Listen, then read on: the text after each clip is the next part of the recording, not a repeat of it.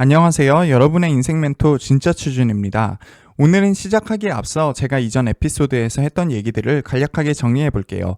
우선 많은 학생들이 쓰는 자소서 면접 멘트의 문제는 본인들이 일을 잘할 수 있다고 어필해야 하는데 그냥 본인이 했던 경험, 지금까지 쌓은 스펙을 나열하기 바쁘다는 데에 있다고 했고요. 그 이유는 지원하는 직무가 구체적으로 무슨 일인지도 모르고 있으니까 어떤 역량으로 어필해야 하는지도 모르기 때문이라고 했죠. 그래서 지난 시간에는 직무 분석을 같이 해보면서 그 일에 필요한 역량이 무엇인지 알아내는 방법을 알려드렸어요. 이제 이번 시간에는 직무 분석을 마친 후에 자소서 면접 멘트를 어떻게 작성해 나가야 하는지 그 구체적인 방법에 대해 알아보도록 할게요. 여러분들에게 자소서 면접 멘트를 어떻게 작성하냐고 물어보면 자신이 없으니 당황부터 하는 경우가 많은데 취업 준비 좀 해봤다는 친구들은 잠시 망설이다 이 세 가지를 얘기할 거예요. 1. 두 갈씩 구조로 쓴다.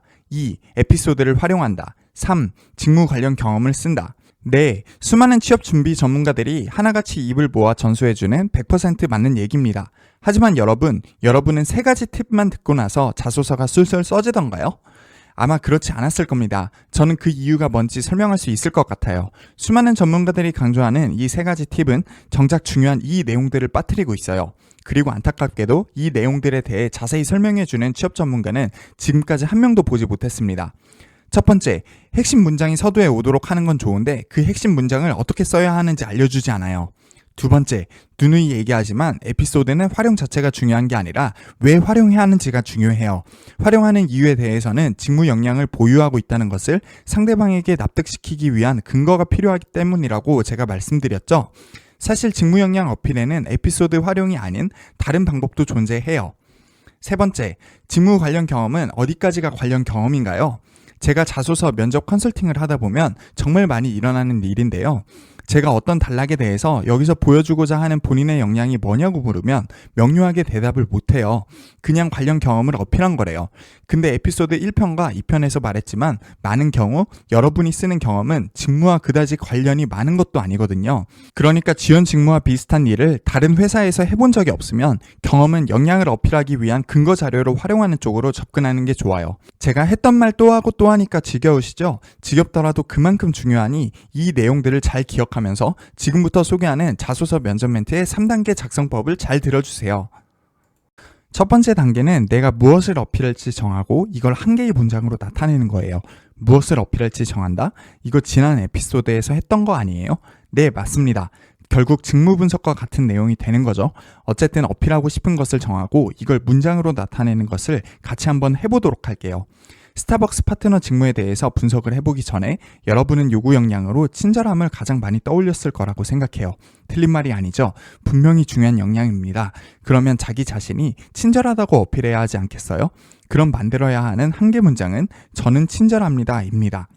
요구 역량이 하나만 있는 것은 아니겠죠? 어떤 친구는 저에게 음료를 정해진 대로 만들어야 하니까 정해진 규칙을 잘 따르는 성향도 어필하면 좋을 것 같다고 하더라고요.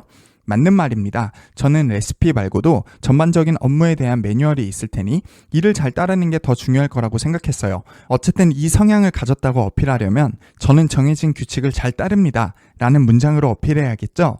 한 개만 더 만들어 볼까요? 네, 맞습니다. 저희가 직무 분석을 같이 해보면서 누가 시키지 않은 일도 적극적으로 나서서 척척 해내는 사람이 가장 일 잘하는 사람으로 여겨질 것 같다고 유추해봤어요. 저희가 그 성향을 어필하기 위해서는 저는 부지런히 일합니다. 와 같이 써볼 수 있겠죠? 어필하고 싶은 역량을 한 개 문장으로 나타내기 참 쉽죠? 이미 눈치챈 사람도 있을 것 같은데 네, 맞아요. 이 한 개 문장이 바로 두 가지 구조에서 가장 첫 번째 오는 문장, 즉 핵심 문장입니다. 하지만 약간 초라해 보인다고요? 조급해하지 마세요. 바로 다음 단계에서 이 문장들을 업그레이드 해보겠습니다. 이 단계는 방금 전에 만들었던 핵심 문장에 이미지를 주입하는 것입니다. 저는 이미지라는 단어가 자소서 면접 모두를 관통하는 가장 중요한 키워드라고 생각해요. 이유는 간단합니다. 자소서 면접평가의 특성상 그럴 수밖에 없어요. 지원자 수에 비해 평가자의 수는 상당히 적습니다. 당연히 평가자가 지원자 개개인을 들여다볼 수 있는 시간은 상당히 짧겠죠. 여러분이 자소서 면접을 정말 잘 준비해오지 않는 이상 평가자가 그 짧은 시간에 여러분의 인생 전체를 정확하게 분석하고 당락을 결정하는 것은 불가능합니다. 결국 평가자들은 자소서 면접에서 연상되는 여러분의 이미지를 자신들이 알고 있는 일 잘하는 사람들의 이미지와 비교하여 고칠지 떨어뜨릴지를 결정할 수밖에 없습니다. 이 사고 과정은 너무나도 순식간에 벌어지는 일이라 자각하지 못하는 사람도 많을 거예요. 그럼 해결책은 뭘까요? 자소서 면접을 정말 잘 준비하면 되죠. 먼저 여러분이 어필하고 싶은 역량을 이미지로 떠올려 보세요. 그 역량을 장점으로 가지고 있는 사람을 떠올리면 수월할 거예요. 친구처럼 가까운 사람을 떠올린다면 그 사람의 장점을 여러분이 잘 알고 있을 테니 큰 도움이 될 겁니다. 그 다음 그 사람의 그 장점을 설명한다고 생각하고 여러분의 역량 어필을 위해 작성했던 문장을 구체화해 보세요. 1단계에서 만들었던 문장들을 가지고 함께 해봅시다. 첫 번째 문장은 저는 친절합니다 였어요. 이 문장은 틀림없이 여러분이 친절하다는 정보를 전달하고 있습니다. 하지만 이 문장은 읽거나 듣는 사람이 흥미를 갖게 하기는 어려워요. 왼쪽과 같은 친절한 사람의 이미지가 연상되어야 하는데 그렇지 않다는 거죠. 그러니까 여러분이 먼저 이 왼쪽의 이미지를 연상해보세요. 생각나는 친구가 있다면 그 친구를 설명한다고 생각하고 문장을 바꿔보는 겁니다. 여러분이 그 친구의 미소가 따뜻하다고 생각하고 있거나 그 친구가 사람들한테 미소가 따뜻하다는 말을 많이 듣는다면 아래와 같은 문장으로 고쳤을 수 있을 거예요. 두 번째 문장은 저는 정해진 규칙을 잘 따릅니다 였는데 이런 사람도 우리 주변에 한 명씩은 꼭 있죠. 마치 근위병처럼 정해진 방식을 완벽하게 잘 따르는 믿음직스러운 친구예요. 말이 길어져도 좋으니 그 장점을 이해하기 쉽게 다시 써보세요. 저는 아래와 같은 문장으로 바꿔봤어요. 세 번째 문장은 부지런히 일합니다 였는데 우리가 의도했던 대로 이미지가 전달되기 위해서는 누가 시키지 않아도 자발적으로 일한다는 내용이 반드시 보충되어야 할 것 같아요. 그래서 저는 아래와 같은 문장으로 고쳐봤습니다. 여러분, 왼쪽의 이미지를 보면서 기존 문장과 수정된 문장을 비교해보세요. 수정된 문장이 확실히 더 매력적이죠? 도대체 왜 그런 걸까요? 첫 번째 문장들을 예로 들어 설명해 볼게요. 여러분도 천천히 저를 따라 생각해 보세요. 누군가가 자기가 친절하다고 말합니다. 그러면 우리 두뇌에서는 이 사람이 친절한가 안 친절한가 판단하려 할 뿐 이미지 연상작용이 일어나지는 않죠. 하지만 그 누군가가 자기는 주변 사람들로부터 미소가 따뜻하다는 얘기를 많이 듣는다 라고 말하면 이를 받아들이는 우리 두뇌는 분명 다르게 동작합니다. 우리가 알아챌 틈도 없이 순식간에 우리 두뇌는 이 사진과 같은 미소가 따뜻한 누군가의 이미지를 떠올릴 겁니다.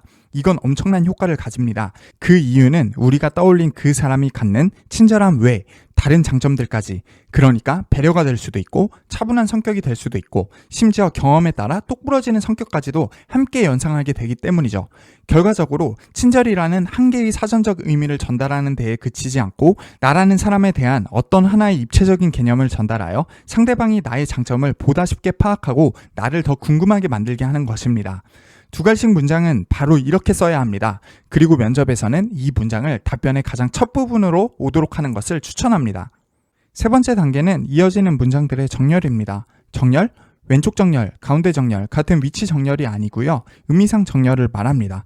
첫 번째 문장으로 누가 시키기 전에 제가 해야 할 일을 스스로 찾아 처리해내는 사람이라고 했다면 뒤를 잇는 문장들은 첫 번째 문장을 뒷받침하는 역할을 해야 한다는 뜻이에요.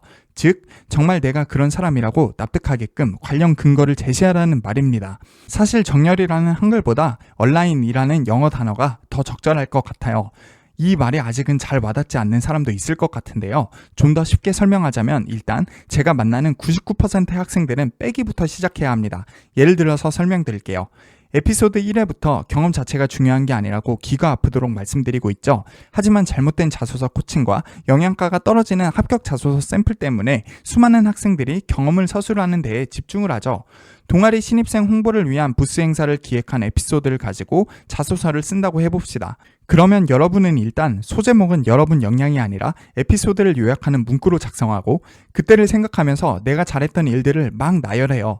예를 들어서 여기 써놓은 것처럼 회의도 여러 번 하고 밤샘 작업도 했고 사장님들 찾아가고 상의한 것도 기억나서 쓰고 동아리원 다독인 것도 잘한 일이니까 쓰고 신입생들도 정말 잘 챙겨줬으니까 그것도 쓰는 거죠. 막 이렇게 쓰다 보면 여러분도 잘 알겠지만 자아도취에 빠져요. 내가 엄청 잘난 것 같고 진짜 안 뽑히는 게 이상할 것 같고 그런 생각 들잖아요. 그런데 이렇게 쓰면 망합니다. 글자 수도 제한이 있고 여러분 글쓰기 실력이 좋은 것도 아니라서 여러분이 떠올리고 있는 그때의 영광이 읽는 사람과 면접관들한테 전달이 안 돼요. 그런데도 이렇게 쓰는 이유는 일단 여러분이 어떤 역량을 보여줘야겠다를 목표로 삼는 게 아니라 어떤 경험을 들려줘야겠다를 목표로 삼기 때문인 것도 있고요. 글자 수 채우는 방법을 몰라서 쓰다 보니 이렇게 되는 것도 있어요. 어쨌든 여러분, 이렇게 쓰면 다른 수많은 경쟁자들과 차별이 하나도 안 돼요. 지원하는 사람들 죄다 자기 경험이 최고고 성공적으로 마쳤고 그래서 일도 잘할 거다라고 얘기하고 있는데 어떻게 매력이 있겠어요? 그러니까 이제는 제가 알려드린 것처럼 어필하고자 하는 역량을 확실하게 하나 정하고 관련 없는 내용을 지워버리는 겁니다. 첫 번째는 의사소통에 대한 거니까 지워도 되고, 두 번째는 헌신이잖아요. 지우고, 그 다음은 친근한 성격입니다. 능동적인 일처리와 관련이 없죠? 지우세요. 다독여주는 것도 마찬가지예요. 지우고, 친절함 마찬가지입니다. 다 지워버리세요.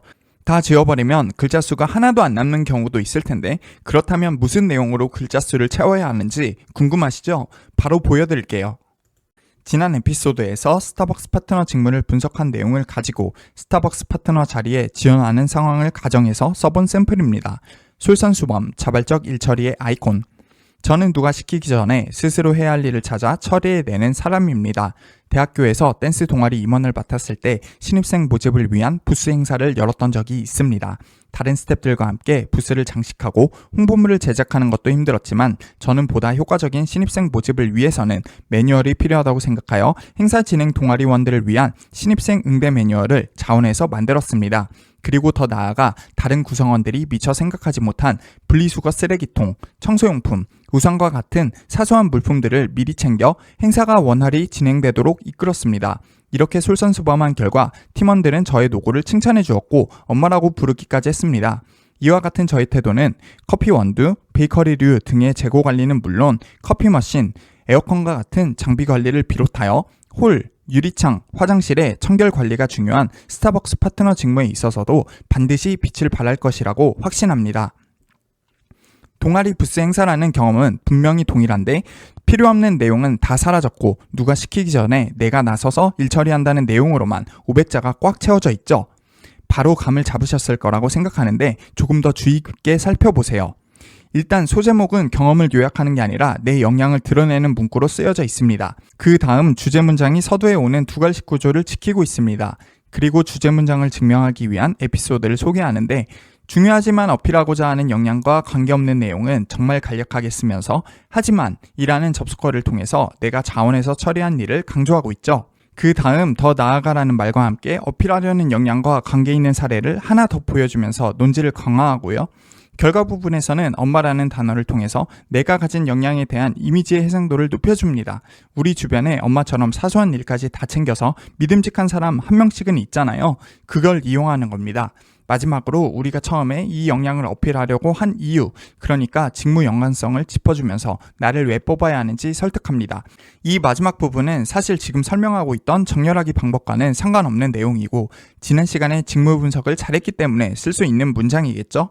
어쨌든 저희는 오늘 1. 어필하고 싶은 역량을 한 개의 문장으로 나타내라. 2. 그 문장에 이미지를 주입해라. 3. 모든 뒷받침 문장들을 정렬해라. 이렇게 3단계를 거쳐 500자 분량의 무기 하나를 만들었습니다. 어떤가요? 매력적으로 느껴지나요? 저는 제자들에게 이 샘플처럼 하나의 핵심 문장과 여러 뒷받침 문장으로 이루어진 하나의 세트를 하나의 카드라고 얘기하고 자소서 면접을 카드 게임처럼 생각하라고 가르칩니다. 그리고 이 힘든 게임을 이기려면 좋은 카드를 최대한 많이 만들어야겠죠? 다음에는 카드를 만드는 방법과 카드를 배치하는 방법 모두 더 자세히 알려드릴 테니 계속 지켜봐 주세요. 안녕!